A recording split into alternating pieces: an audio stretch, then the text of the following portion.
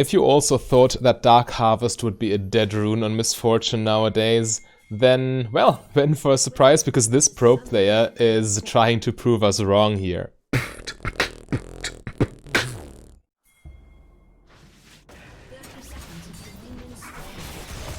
Alright, the level 1 hook. Misfortune actually flashes over and gets the kill. Okay, that's a good start, definitely. Yeah, you need to respect the level 1 Blitzcrank. This can be very sneaky.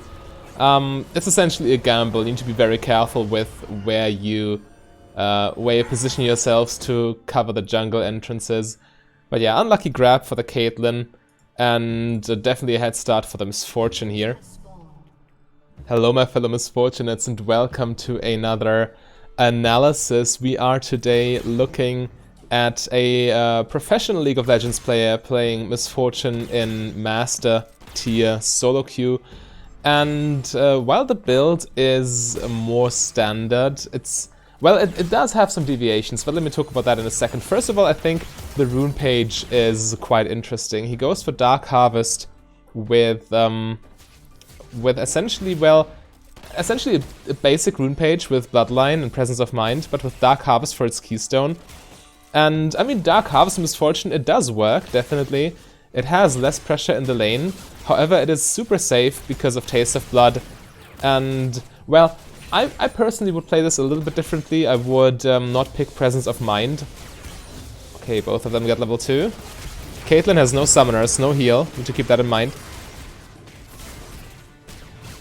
It doesn't look like they get much. Oh, that's nasty from Misfortune. Well played, though. I don't think they can get more. She's at below 100 HP. And they have no vision. This is super risky. Yeah, there we go. Echo right there. And I think Misfortune dies here. There's no way she gets out of that. She doesn't have flash either. Yeah, there she dies. So, Taste of Blood in the lane phase really feels like cheating. Because you can get so much sustain out of this. Let's watch this though. This is still going on. Crazy. Well, the most popular Misfortune build, as most of you know, is Essence Reaver into Infinity Edge. And then many players go for Rapid Fire Cannon, which I don't agree with. But, I mean, that's the meta build. With Press the Attack, that is. However, this player, he also goes for crit, but he goes for a Serrated Dirk first item, which I think is very interesting, because Serrated Dirk is such a strong early purchase. It's 30 AD. For 1100 gold, which is a fair deal in and of itself.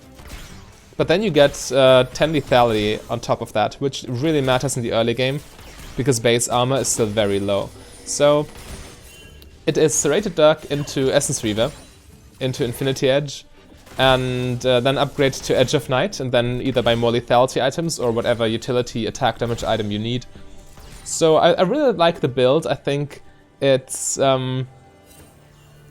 way spicier than the default Essence Reaver Infinity Edge.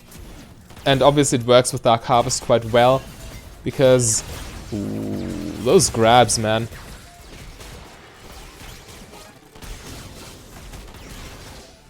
They still don't have summoners.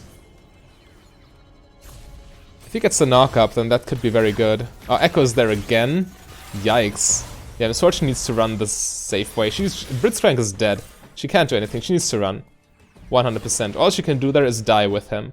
Okay, so, yeah, Serrated Dirk into... What was I about to say? Yeah, the interaction between Dark Harvest and lethality. Well, Dark Harvest is physical damage, so it gets amped by lethality quite a bit. But this is also true for Press the Attack, by the way. This is also adaptive damage, hence physical in this case. That's brave. Being able to stay... I mean, Taste of Blood kind of enables it. The combination of Taste of Blood and the fact that Misfortune has a bunch of mana through Presence of Mind. So she can E her targets and get some Taste of Blood triggers that way. But yeah, she needs to be careful not to get dove. Yeah, see the Naked Rain coming down. Also, now kind of... Oh, yikes, what a blunder. But I kind of understand the reasoning. I personally think Overheal is... Yo, welcome to bot lane, everyone. I personally think Overheal is super valuable on Misfortune, and whenever you can take it, you should take it.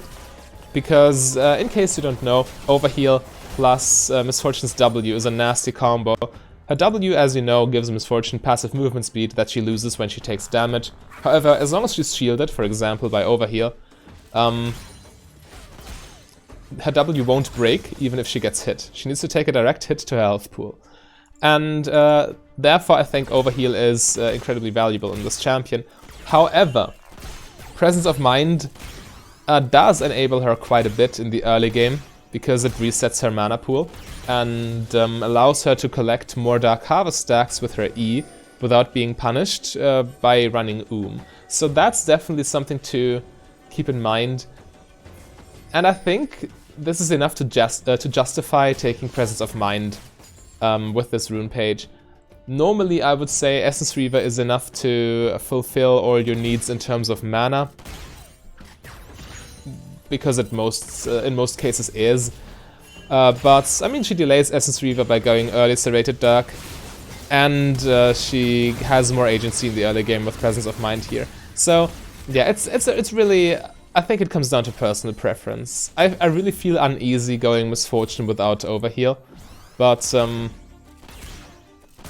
yeah, it does make sense. Presence of Mind is a strong rune. It's kind of a shame that Presence of Mind and Overheal compete with each other for the same rune slot. If she could just take both, then that'd be crazy. But yeah, the mere fact that her E is up every single time... Oh, that was a... Okay, that was a heal for movement speed. The heal flash... Ooh, back into the tower? Back into... What Misfortune? Okay, I mean, she was dead anyway because of Kiana, but that still looked kind of bad.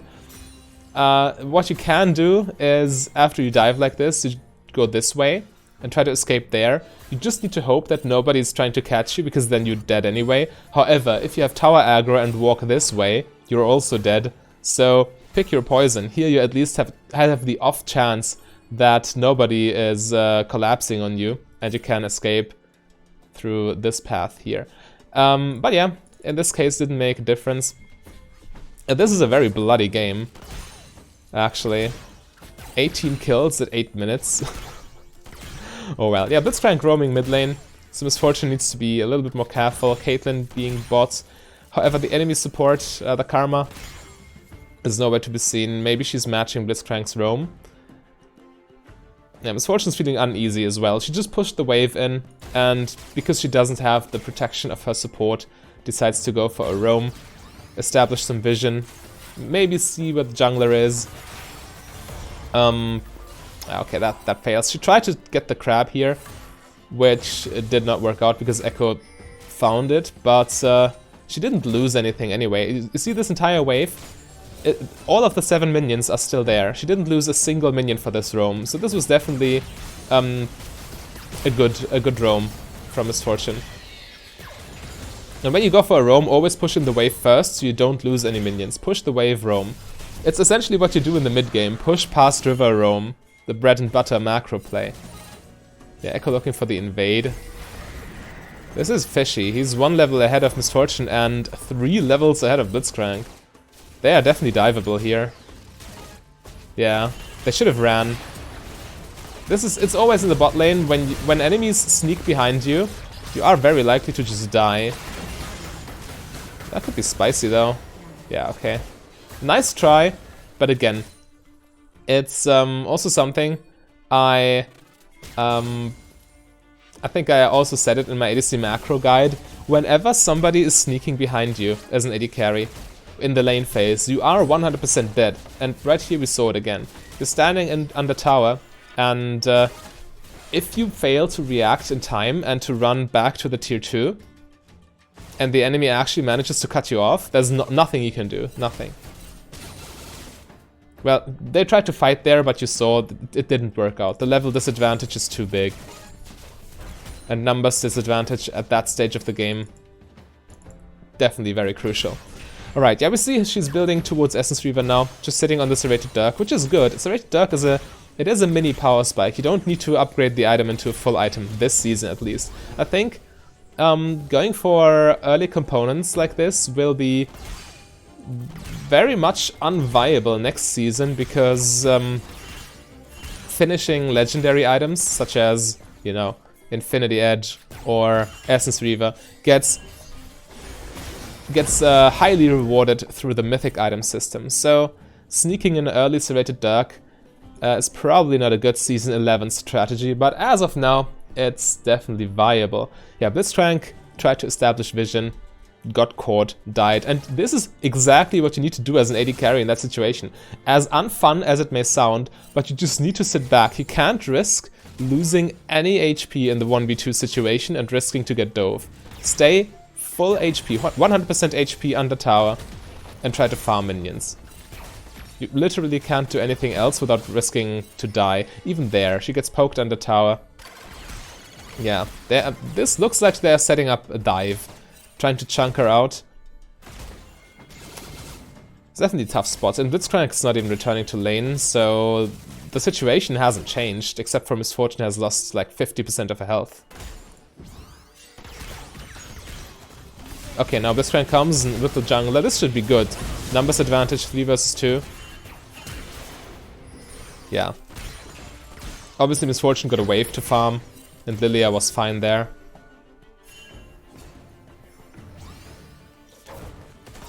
Okay, and now they're pushing the wave, pressure the tower, or, well, at least get that farm.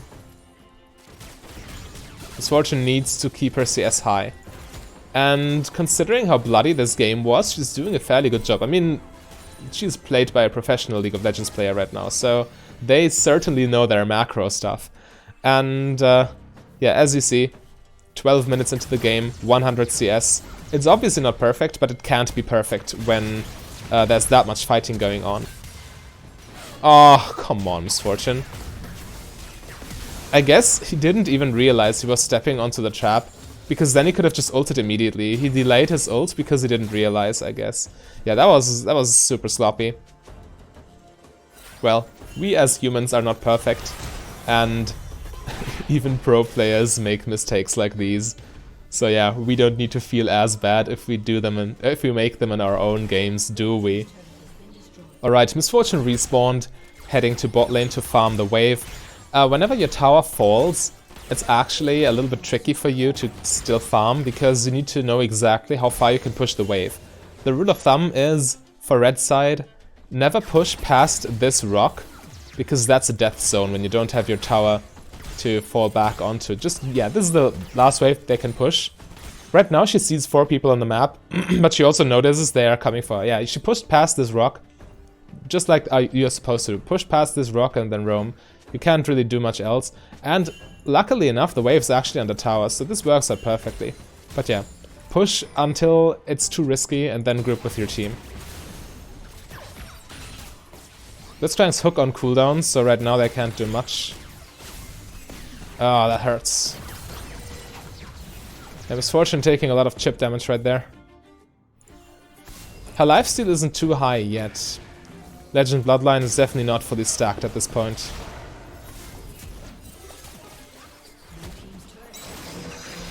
Yeah, they need to fight over Drake now. That's a good catch. Getting Kiana out of the way. Yeah, they're definitely pressuring Drake now. Also the red team jungler, well, obviously Echo is super fed, but the red team jungler is not too weak at this point. So yeah, they just take it. Misfortune can't really deal with Caitlyn's poke right now. Yeah, okay, this game's probably one of those where we see what the AD carry needs to go through on a regular basis. 10 kills Echo. Ah, the classic. Ulting the minion wave to protect the tower. Definitely a good call. I like it. But yeah, she needs to reset here. They're trying to pressure her so hard. They're delaying the base, but taking 2 tower shots for it. Probably not worth for the Caitlyn. Or actually, she has enough lifesteal. Yeah, okay. So she's working towards Infinity Edge right now, which is, well, to be expected. Whenever you go for crit, you need to have an Infinity Edge or else it's not worth it. Crit items are balanced around the fact that Infinity Edge exists in the game. And obviously AD is the most important stat on Misfortune, so any other crit item would not be as valuable. A Zeal item, that is. Storm Razor is still a consideration if you really want to. But yeah, if you go for crit Misfortune, Essence Reaver, Infinity Edge are must-haves, definitely. And yeah, obviously right now mid tower is the most interesting objective on the map. It's in general the most important objective to take if you want to win the game, because it opens up the entire enemy jungle, allowing you to invade way more easily. But yeah, Misfortune is living the dangerous life right there. Okay, now we see Echo on the map. Misfortune can breathe a little bit. But yeah, this is the only player, or this is the top threat for Misfortune right now. Whenever they are on the same screen, she needs to expect to die. 10 kills Assassin. And whenever you go for a crit build, you don't really have an option to itemize against this. Normally you would like to buy a Hex Drinker or something like that, but when you go for crit, you need to get that Infinity Edge. Or else your damage is lackluster at best. Okay.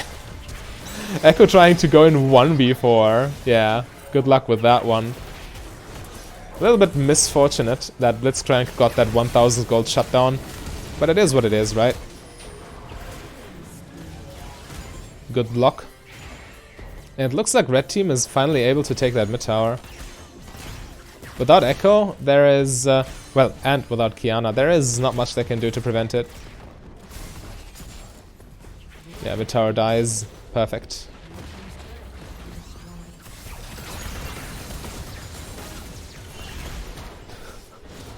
Okay, the idea behind this was ulting the wave before recalling, which is what I advocate also on a regular basis, because then the ult cooldown works in your favor. However, the Karma walked into ult, giving Misfortune tower aggro, and Misfortune thought, okay, let's try to kill the Karma as well. But she ended up trading 1-for-1 with Karma because, well, tower shots plus Karma damage was a little bit too much for her to tank. But yeah, the idea was to get extra pressure on the tower and on the map by deleting an extra minion wave at minimal cost. Because when you're in base, or dead in that instance, you can't use the ulti anyway, which means the fact that it's on cooldown is not really a disadvantage. Yeah, Rift Herald, the only truly viable objective right now. Taking tier 2 towers is way more difficult than tier 1 towers, so, well, you don't want to overextend that early. While towers are still very strong, you can't really dive them. In the mid to late game you can, but right now it's way too risky, so just take Rift Herald, yeah, and then prepare for a push. Also, Dragon is spawning soon-ish, so you need to not die right now, because if you die and then Dragon spawns, that's just asking to lose. Okay, so they get away from the Echo. He died once, but that doesn't make him significantly weaker. He's still definitely able to one-shot Misfortune.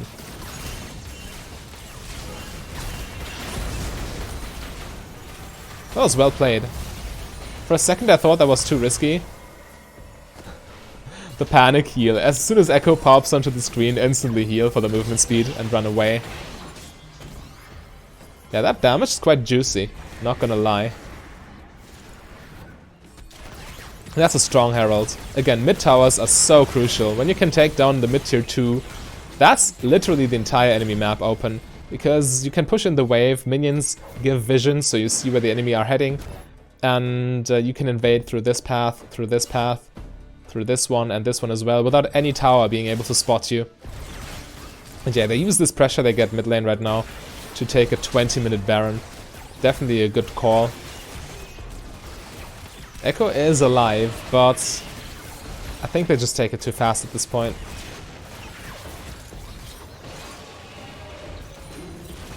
Yeah, this should be okay. Misfortune looking to help out her team. Again, this is also an important concept. Overkilling objectives is bad, because you could be using your manpower elsewhere. And right there, the Baron was dead. Misfortune didn't need to be there any longer, so she decided to try and help her team. Again, approaching this Echo seems a little bit risky. Yeah, okay. Alright, fighting over that blue buff. Skill order in this game, by the way, is Q max first, W max second, E max last. Whenever you go for crit misfortune, I think W max second is superior. Especially when you have overheal, because of the aforementioned synergy between overheal and W passive. But, well, this misfortune player also goes for a serrated dirk early, as we saw. And this means Q bounces are way more potent. So max and Q is definitely fine when you don't have overheal and go for early lethality. And yeah, now finally Infinity Edge is finished, which means you can start itemizing against the enemy threats, in this case against the Echo. I definitely expect to see some magic resist being purchased there.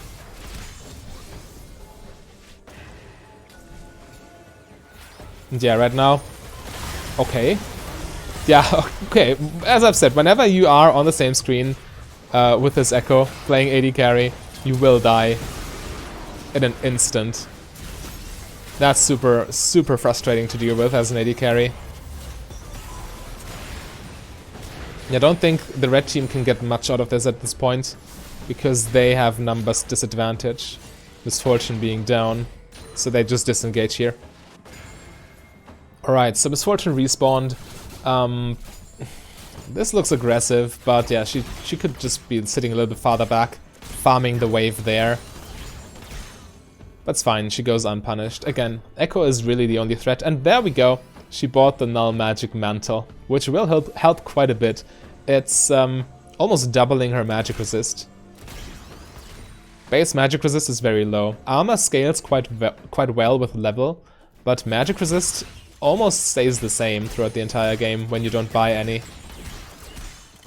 So yeah, buying that Null Magic Mantle definitely very important. I still think Echo will be able to one-shot her, but she won't die off of stray hits anymore. Good catch. Nice. Yeah, as soon as she sees the Echo animation, she just runs to not be on the same screen with him. Alright, that Qiyana just dropped. But yeah, Misfortune is super low right now. She needs to run. She needs to keep her distance. She can't even ult safely at this point because she's way too low. She will die whenever she gets hit.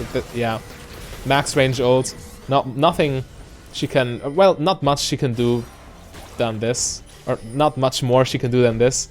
Because again, at this HP, any hit from Echo will kill her.